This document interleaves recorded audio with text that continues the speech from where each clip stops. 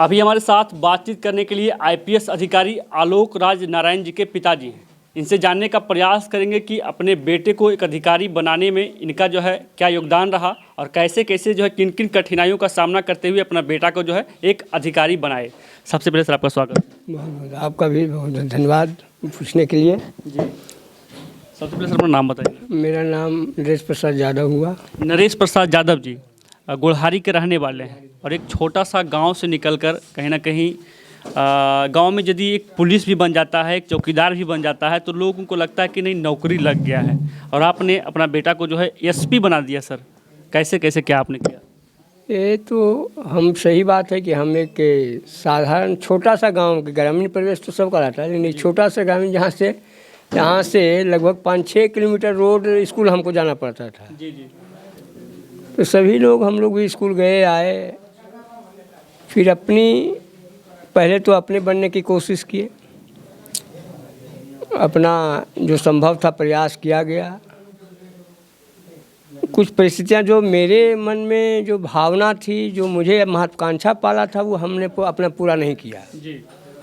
तो हमने सोचा कि मेरे ऊपर या मेरे बनने में क्या क्या कठिनाइयाँ आई, कहाँ कहाँ परेशानी हुई, कहाँ किस एज में किस उम्र में क्या करना चाहिए, उसको ने हम अनुभव अपने साझा किया, उस पर विचार किया। तो अपने विचार में आया कि बच्चों को अगर बचपन से उसकी उचित माहौल, उचित देखभाल और उसकी व्यवस्था किया जाए तो वो उस मुकाम तक पहुंच सकता है जहां आपका लक्ष्य है। तो हमने इसको बचपन से पहले छोटा लक्ष्य तय किया था। जी जी जी। कि ये अगर सैनिक स्कूल तिलैया या नेतरहाट कंप्लीट कर जाता है, अगर उसकी व्यवस्था करते हैं तो इसके आधार मजबूत हो जाएगा। मैं उसके लिए खुद मेहनत भी किया, प्रयास भी किया, 2-3 जगह हुआ भी, लेकिन उस स्कूल में कुछ ने कारण रहकर उसका एडमिशन नहीं हो सका। जैसे सैनिक स्कूल तिलैया में 3रा नंबर था 9th क्लास में, लेकिन जब मेडिकल में गए तो अनफिट कर दिया। तो किसी कारण अनफिट रह गया तो कैसे दिखा के लाइए पटना से। हम आस्कती किए, जानकारी उसमें नहीं था। हम 9वां में इसका तिलैया में एडमिशन नहीं हो सका, यही मेडिकल अनफिट के कारण। मैं वहाँ से चला तो चलो यही मन में हुआ, मैं ये जो घटना से बताऊँ कि अब ऊपर वाला तुमको उसमें नहीं लिखा हुआ, हमको कर्नल बनाने का मन था। सपना था एनडीए कराने का, एनडीए से कर्नल का नाम सुना था कि ईमानदारी पूर्वक उसमें होता है, इसीलिए मुझको भेज देते हैं। स्वास्थ्य ठीक रहेगा, वहाँ से एक्सरसाइज वगैरह करता है। तो हमने कहा तुम्हारे ऊपर। बाद मैंने इसको बचपन से पढ़ाए थे अपने पास, कहीं स्कूल नहीं गया था।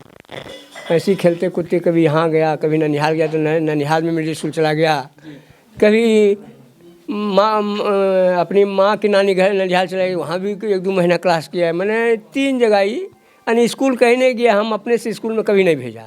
सिविल सेवा परीक्षा पास करने के लिए बाहर जाकर भी पढ़ाई करना पड़ता है। बाहर कब गए? हम बता देते हैं। इसके बाद वो जीवनदीप में दिखाए। जी जी। उसके बाद वहीं से 10th किया। 10th के बाद इसको हम भेजा, हमको उस समय लग गया, इसी ही पूछा तो IIT को करने के लिए कोटा चला गया। जी जी जी।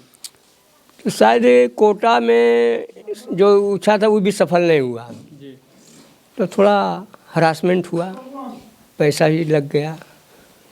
तो पता नहीं इसकी भावना क्या थी, तो किसी तरह इसकी इंजीनियरिंग करने के लिए दिल्ली इंद्रप्रस्थ यूनिवर्सिटी में एडमिशन हुआ, वहाँ भी पैसे लगे इसकी। और मेरी लगने के बाद ये मेरा बचपन का ख्वाहिश था कि इसको हम एक बार UPSC परीक्षा में जरूर बैठाएंगे। ये बचपन ही जब हम उसको सैनिक के लिए तैयार करे थे, उसको हम दिमाग में पाले थे, लेकिन कभी कभी बीच में उतार चढ़ाव हो गया। उतार चढ़ाव में इसका भी देखा मानसिकता की उसी साइड लग गया। लगता है अपनी सोच वहाँ होगा। वो पढ़ रहा था इंजीनियरिंग में और ध्यान था उसका UPSC का। आज बता देता हूँ परिणाम हुआ जैसा कि मालूम हुआ है कि 4th ईयर में फेल भी कर गया था इंजीनियरिंग में। समझ गए? कारण यही था कि उसको छोड़ दिया था, क्लास कर रहा था, अब ध्यान उधर था। तो 1 साल और बैक होना पड़ा। उस समय भी हम विचलित थोड़ा हल्का अपने दिमाग से हुए थे। तो एकाएक ही बोला कि हम यूपीएससी करेंगे। 2015 की घटना है, 2014 का। तो वही हम ये इसकी मानसिकता तो हम पाले हुए थे, तो दोनों आ गया। लेकिन पैसा उस समय मेरे पास नहीं बच रहा था उसमें। पहली बार कोचिंग में हम इनको ज़मीन बेचकर, तो ज़मीन भी बेची आपने बेटे को पढ़ाने के लिए? हाँ, ज़मीन बेचकर पैसा कोचिंग करने के लिए दिया दिल्ली यूनिवर्सिटी। जी जी। फिर ये हो गया कि कुछ लोग जब देर होने लगा, 2-4 बरस बीत गया, 5 वर्ष जब बीत गया, तो मुझे विचलित होना पड़ा। तो लगा कुछ लोग या हो, मन में विचार आता था, तो लगा कि नहीं, फिर मैं जन्म नहीं लूँगा। जो होना होगा, ऐसा थोड़ी है कि इस बार हम विचलित हो रहे हैं तो अगला बार हमको मौका मिलेगा उस जन्म में तो हम कर देंगे। इसको इसलिए हिम्मत रखें कि जितनी बार इसको चांस होगा वो करने देंगे। उसके करते करते मैं 2 से 3 बीघा ज़मीन बेच दिया।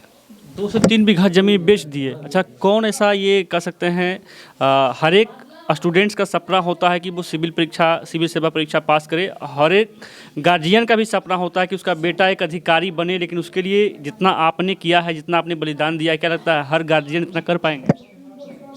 इसके लिए तो अलग अलग विचार और भावना वो तो गार्जियन पर निर्भर करता है कि उसकी शिक्षा के प्रति झुकाव क्या है और उनकी महत्वाकांक्षी क्या त्याग। तो मैंने उस मामले में शायद आगे तो नहीं कहें, लेकिन जिस लिस्ट में हम हैं उसका भी जो उस त्याग में मेरा भी नाम लिस्ट में था। और मैं किसी कहता नहीं था, ये अपनी भावना को किसी कह के मैं नहीं बेचता था।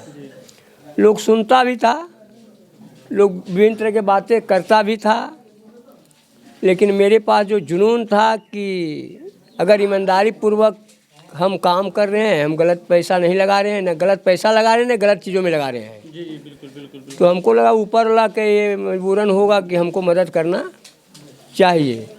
इसीलिए कहा कि पूछा कि क्या करना है। हम कहा नहीं, जब तक चांस है तब तक छोड़ो नहीं। फिर आप लोग का, बड़े बुजुर्गों का, ग्रामीण परिवेश के आशीर्वाद से या ईश्वरीय कृपा या उसकी मेहनत से कहिए कि आज ही जो सफलता मिली, एक उदाहरण मिला कि आप ईमानदारी पूर्वक साधन और साध्य करने वाला, मेहनत करने वाला और व्यवस्था करने वाला, अगर ईमानदारी पूर्वक आप कठिन मेहनत करते हैं तो आपको ऊपर वाले ज़रूर मदद करेंगे। मैं जो अपना अनुभव है सर, आपकी घर की स्थिति को भी हमने आज देखा है और देखकर हमें ऐसा लगा कि कुछ ऐसे भी गार्जियन होते हैं जो अपने बच्चों को ना पढ़ाकर घर बनाने में और ज़मीन खरीदने में लगे रहते हैं। कि ना आपने ना घर बनाया और उल्टे ज़मीन को भी बेच दिया अपने बेटा को एक अधिकारी बनाने के लिए। तो उन गार्जियन को भी आप क्या कहना चाहेंगे जो बेटे के अंदर शिक्षा ना देकर अपना ये संपत्ति बनाने में लगे रहते हैं? मैं उन लोग गार्जियन के यही कहेंगे कि उस समय की मांग होती है, उस परिस्थिति की मांग होती है। अब जिस आदमी को रहने की जगह नहीं होता है, तो मैं यही कहूँगा उन लोग से कि आवश्यकता भर काम कीजिए, लेकिन पढ़ाई एक शिक्षा ऐसी चीज़ है कि आप अगर उसको थोड़ा सा इन्वॉल्व करते हैं, उसमें थोड़ा सा आप भी करते हैं, तो एक आपकी भावनात्मक एक चमक बनेगी परिवार का, समाज का, एक सोच बदलेगा जो आने वाले पीढ़ियों को हम लोग उसमें ढल सकते हैं। और पुराने रूपों में अगर हम करते जाएंगे, जैसे और लोग करते हैं, हम मकान बनाने में रहते तो हमारी पूरी व्यवस्था मकान चमकाने में रहते। एक जैसे आप यहाँ देख रहे हैं, लेकिन हमारी भावना था कि इस मकान तो हम बाद में बना लेंगे, लेकिन पढ़ाई हम बाद में नहीं कर सकते। यही सोचना होगा। हमारी लाइफ जीवन तो बटा हुआ 4 भाग में ना, तो हमारी कौन समय में पढ़ना है, कौन समय में कौन काम करना है। ज़मीन है तो मकान कभी बन जाएगा। तो इसी लगा हमने लगा कि ज़मीन बना देते हैं, मकान उसी लिए बनाएंगे, तो मकान खुद बना लेंगे। ज़मीन मेरे पास था, मकान वैसे ही छोड़ दिया वहीं 40। जी, अब आपका बेटा सर एक अधिकारी बन गए हैं और कहीं ना कहीं अब आपको अंदर से कैसा लगता है? सामाजिक तौर पर, व्यवहारिक तौर पर तो हमको कोई बदलाव नहीं है। जो जीवन में हमको एक सादगी था, लेकिन एक महत्वाकांक्षी अंदर में गौरव महसूस होता है कि उस जो कल्पना कभी करते थे बड़े बड़े महाराजों, जमींदारों, विधायक, मंत्रियों कि हमारा बेटा भी इस लक्ष्य तक पहुँचे, तो लगता है कि मैंने अपनी ईमानदारी पूर्वक जो कर्म किया, ईमानदारी बराबर जो हमने साधा उसका ऊपर वाले ने हमको आज से सामने खड़ा कर दिया। जी क्या लगता है कि अधिकारी तो बन गए हैं, आपने उनके लिए इतना सब कुछ किया, अब उनके शादी को लेकर सर क्या कुछ कहेंगे, क्योंकि आप एक पिता हैं। शादी समय और परिस्थिति है, जी क्योंकि हम एक मध्यम परिवार से, यूँ कहें कि फुल्ली किसान परिवार से थे। हमारी सोच ग्रामीण परिवेश का है और किसान परिवार का है, और वो एक अधिकारी बन गया, उसकी सोच जिस माहौल में रहा, जिस माहौल में ट्रेनिंग पाया, तो उसकी सोच उस तरह बन गया है। तो मैं इतना ही कहूँगा कि पहली उसकी सोच होगा तो मेरी सोच है ना। जी तो हमारे साथ आईपीएस अधिकारी आलोक राज नारायण जी के पिताजी थे बातचीत करने के लिए, और इन्होंने साफ शब्दों में कहा कि हमने जो है अपने बेटे को उस मुकाम तक पहुंचाने के लिए घर भी नहीं बनाया और कुछ संपत्ति भी जो है उनको पढ़ाने लिखाने के लिए जो है बेचे हैं।